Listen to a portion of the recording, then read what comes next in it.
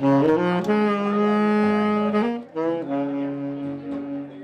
we're having a mortgage burning ceremony and I cannot wait to burn this paper. Came into Habitat, filled out my application, and I was approved to be a homeowner in 2000.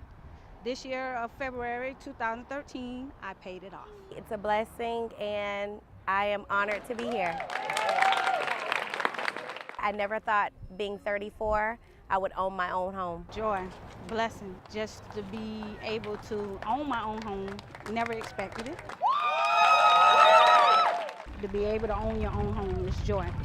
And I have a mother of 4, what they consider single parent, and I did it. Never give up on your dreams. Never give up on the first no. Like it's always been said, I'm giving thanks. My mother never owned a home.